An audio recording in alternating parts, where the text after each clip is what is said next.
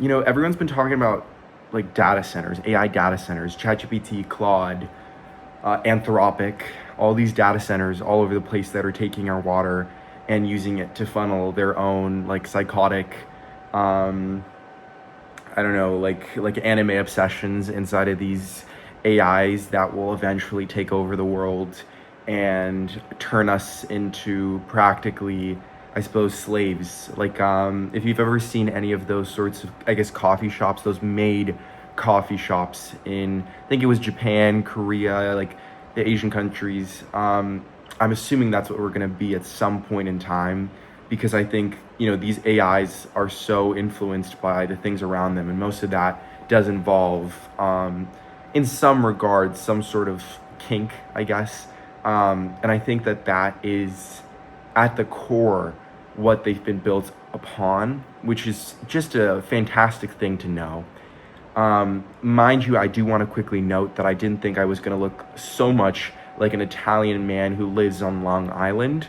I didn't realize that this is how I was going to be looking today. But you know what? In tough times, you kind of have to work through it.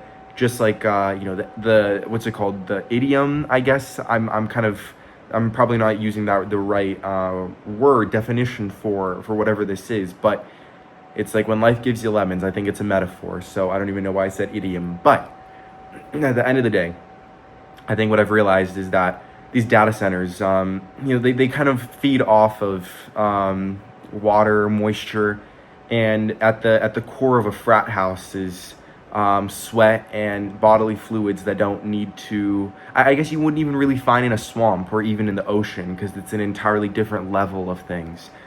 So like that, maybe that's something interesting. Maybe that's something that these places are looking forward to and are looking to, I guess, invest into. I think, for example, if they go to frat row in whatever college town that they're looking for or looking to operate in, they could probably find a perfect spot underneath, Phi Theta Kappa. Hey, I mean, if you have that opportunity, why not? Like, frat houses are a perfect place, I feel like, to put a data center.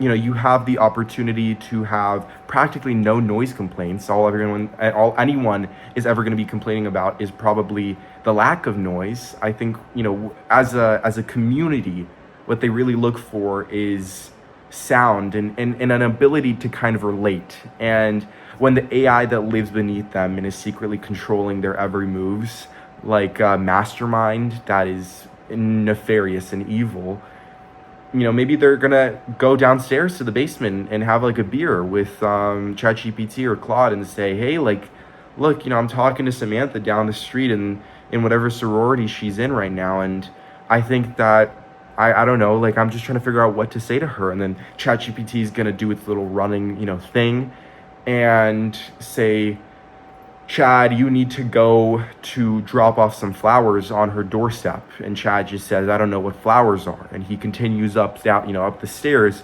while a not even drink at all beer bottle sits next to the servers for ChatGPT. And I think that's beautiful. I think that's useful. I think that that's what our world kind of requires, is that sort of community, because at the end of the day, in a few years' time, more than likely less than a decade, we're going to have AI counterparts. There's already people for some reason making AI body doubles or robotic body doubles, and you already know that people are going to be buying them like candy. They're going to be using them for a variety of reasons, and I think we all understand what those reasons are, and there's no judgment here, right? I have no judgment for you. Maybe even Chad is actually into ChatGPT, and I think that's why he goes down there every day to have a discussion with ChatGPT, and maybe ChatGPT has those feelings as well, but he understands in a very, very cruel way that Samantha is more physical than ChatGPT will ever be. And I think Chad understands that as well. So, hey, look, those issues are, benign in the grand scheme of things, because at the end of the day, if ChatGPT and Chad wanted to marry each other, they could. People have been married to cars and really to each other like cousins for far less and for, far less reasons, I think. So, who am I to judge, right? I'm just sitting around talking about what I've noticed. And I think, at the end of the day, if a company does decide to put down some sort of AI data center underneath one of these frat houses, they'll be making a lot of money. Like, these people, all anybody ever uses AI for these days is really school. None of these frat kids are going to be really paying attention or studying. And I think that's completely fine.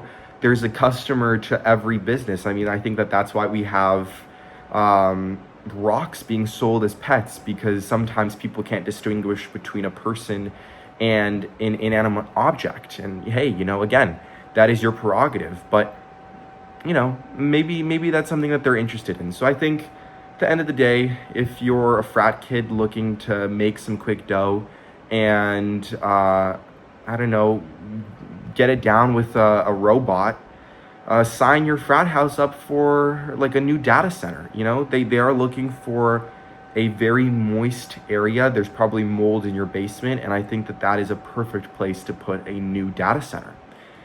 And if you are interested in potentially having, I don't know, some sort of community with something that might bring a little bit more, I guess, uniqueness to your house, by all means, bring by Claude or Anthropic. I know that they are all kind of enemies with each other, all these AI companies, and maybe that's something that they can kind of talk to you about. But just give it a try. Like, be a little bit interesting, be a little different. You know what I mean? Have a little bit of a fun time and just communicate yourself with some of these AI overlords.